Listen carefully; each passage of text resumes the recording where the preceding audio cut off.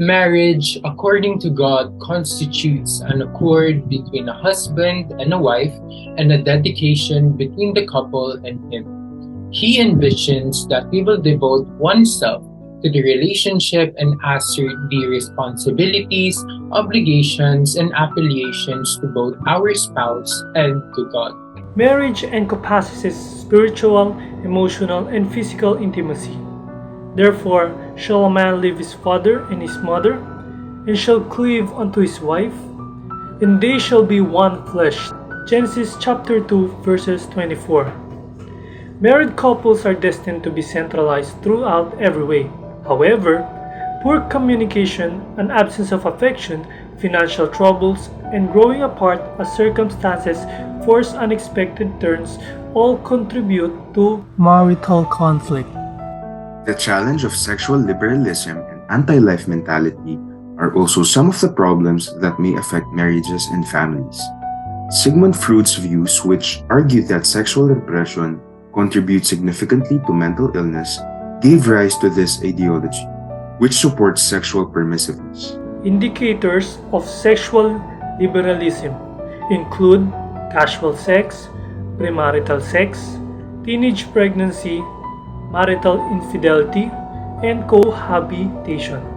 These issues were raised at the Vatican Second Council, and it was demonstrated how these liberal trends undermine the worth of the human person, while threatening the institution of marriage and the family.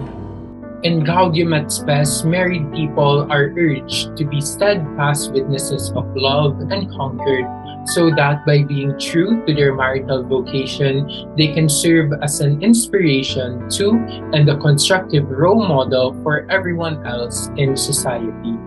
The Catholic Church is most alarmed with the prevalent use of contraceptives, as Pope Paul VI regarded the use of artificial contraception as an impairment or mutilation of the conjugal act intended by God to remain open to the transmission of life.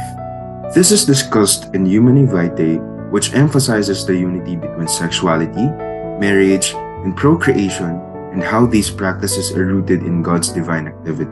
Evangelium Vitae exhorted the Church to serve as a reception of the gospel of life in order to uphold the sanctity of human life.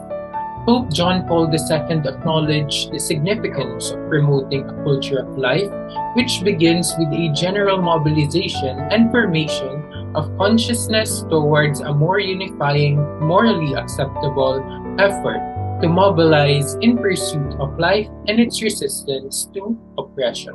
Amoris Laetitia calls for the Church to meet people where they are, take into account the intricacies of people's lives, and respect people's conciseness when it comes to moral judgment. The title translates to the joy of love, because as families experience the joy of love, the Church likewise rejoices. The entire family needs to be inspired to lead exemplary Christian lifestyles. Marriage tradition is upheld, but the Church shouldn't place unattainable standards on its members.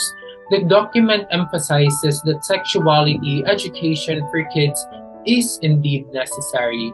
Amoris Laetitia states that anybody is welcome, and the Church must assist all types of families and individuals to understand that, despite their flaws, they are beloved by God and have the power to spread that love to others.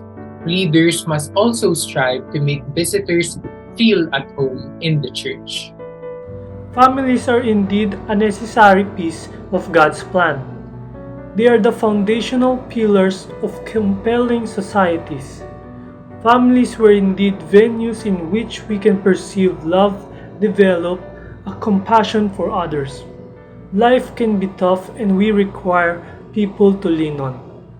The Heavenly Father orchestrates us further into families so that we may experience happiness while also learning patience and selflessness. Such features will help us grow more like God and prepare us to live in harmony as families.